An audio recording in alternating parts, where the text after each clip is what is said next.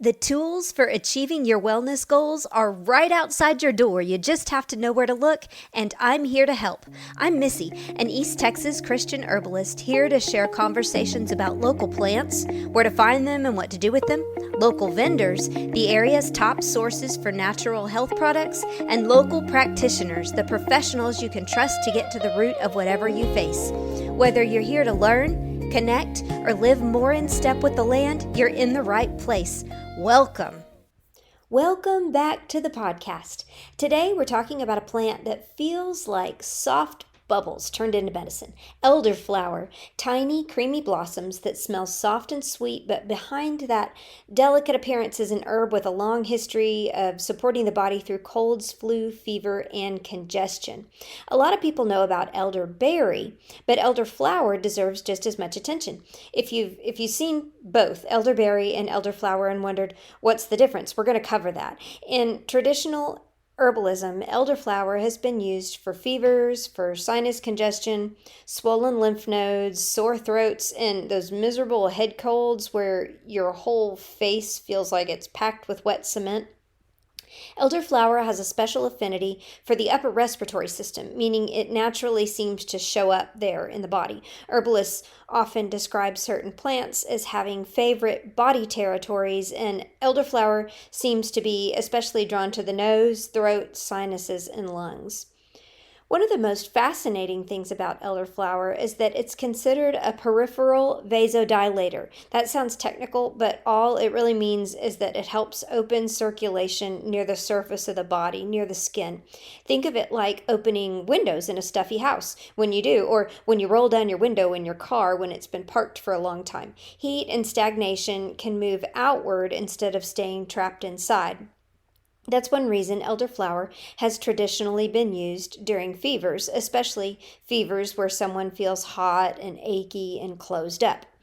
Elderflower is also classified as a diaphoretic. In plain language, that means it encourages sweating. Now, sweating gets a bad reputation because we associate it with discomfort or odor or circles on your blouse, but sweating is one of the body's oldest and smartest cooling systems. When used appropriately, diaphoretic herbs can support the natural fever process and help the body release heat. It's not so much about forcing the body to do something as much as it is about helping the body, like finish the sentence it was already trying to say. And elderflower doesn't do this harshly. It's not kicking the door down. It's more like a gentle hand on your shoulder saying, come on now, let's move what's going on out of here. Traditionally, elderflower was combined with peppermint and yarrow, a trio that herbalists have relied on for generations during cold and flu season. Peppermint brings cooling circulation and it opens the senses. Think about like how it feels in your nose, that cooling and opening sensation you get when you suck on a peppermint. Yarrow helps regulate the fever processes and moves stagnation. It's also diaphoretic, rolls down the windows even more. Elderflower ties it all together with its soothing and opening quality, and together, peppermint, yarrow, and elderflower work almost like a coordinated team instead of three separate herbs. That's herbal synergy. Now, if you live in East Texas like I do, elder might already be blooming around you. It probably is. You'll often find it near creeks and streams and ponds and low damp areas. It likes water. It's one of those plants that gathers where the landscape softens a little bit. During flowering season, you sometimes even smell it before you can see it. It's a sweet floral scent, and it just fills our humid air. It's probably easiest to spot when you're driving.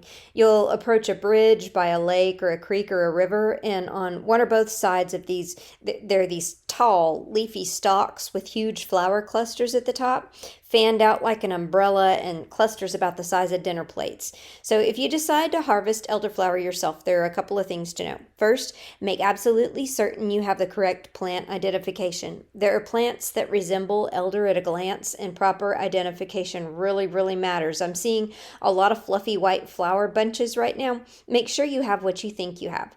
Second, harvest responsibly. Never strip a whole plant bare. Leave plenty for pollinators, wildlife, and future berry production. Third, before you harvest, take a look around. Look at everything that is in the area, because it can be so tempting when you drive by just huge clusters of elder and see it like waving to you from the highway. I'm here.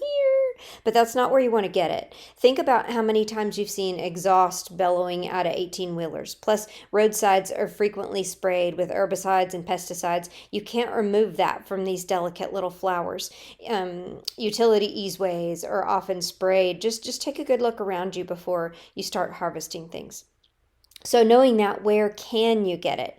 Your own land is obviously the best place. It's not elder is pretty easy to cultivate from cuttings. So if you've seen it in questionable areas, you could take a little bit from those plants and take it home to regrow for the next year. And another choice is on private rural land with permission. So ask your neighbors and family members and friends, anybody you know that has land, if you can walk it and look for their elderberry or elderflower. They may not even know it's there, and people are usually very curious and happy to know if they have it. Many people around Tyler and White House and Bullard and Jacksonville and Rusk have abundant weed herbs like yarrow and plantain and elder and poke and mullein and dewberry and passion flower, all growing naturally.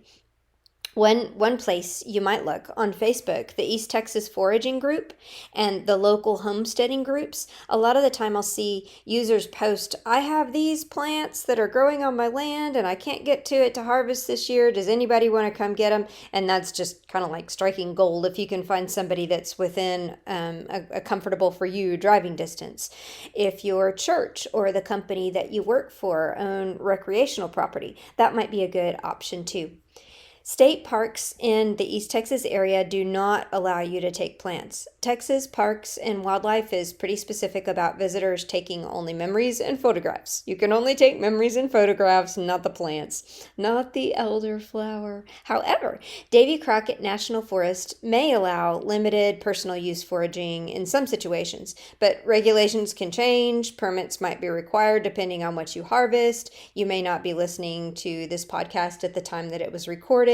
Always contact the ranger district before gathering plants, mushrooms, roots, or any other forest products. Now, what do you do with it once you find it? You find it, and then what I do is I cut the stems right under the flower bunch. There's that one stalk coming out of the plant, like I'm holding onto my wrist, and that would be the stalk. And then I fan out my fingers. It grows in smaller rays that radiate outward from the center to connect with the flowers. I just snip them off at the stalk part and take the whole cluster at once, and then place them very gently in whatever I'm using to collect them. The flowers are pretty delicate. You don't wash them. That rinses away the pollen and the natural yeasts, and those contain a big portion of the action. Just shake them gently to loosen any insects, and then lay them out in a well-ventilated, shaded area. And anything that you've missed there that might be kind of crawling in those flowers that was attracted to that wonderful scent can just kind of crawl away while it's laying there. And here's a detail that people don't realize all the time. When preparing elderflowers, you want to remove most of the stems. The flowers are what you're after. Small amounts of stem are usually fine, but larger amounts, along with leaves, roots, and unripe berries, can cause nausea or digestive upset in some people. It's one of those cases when a little attention to detail makes all the difference.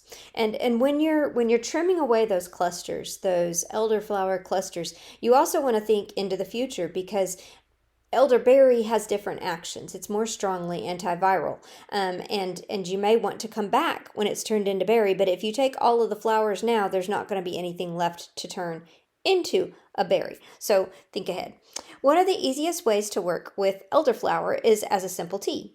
A strong, warm infusion at the beginning stages of a cold can just feel so deeply comforting, and it feels so good on your throat, especially when somebody's chilled and congested and achy. The warmth and the aroma and the gentle sweating action all come together in a way that feels almost instinctively healing. And if you've done that blend where you've mixed it with peppermint and you're holding that warm mug beneath your nose, the little bit of water vapor, the steam that's rising off of your steaming mug of wonderfulness, breathing it in through your nose, that also gets into your sinuses. And like you can almost imagine how that cooling peppermint steam would feel in your nose if it's just kind of hot and congested and yucky and trying to have a problem.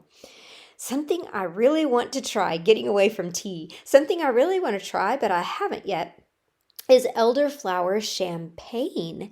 Naturally occurring yeasts on the flowers provide fermentation and extra bubbles, so you don't need special equipment to make this particular champagne. It's basically just several clusters of dried elderflowers and sugar or honey, apple cider vinegar, lemons, and water. If you do an online search, you'll see several options just right away. The one that I have saved to try is the one from The Spruce Eats. I bookmarked that one. And that makes me think of another podcast I just listened to.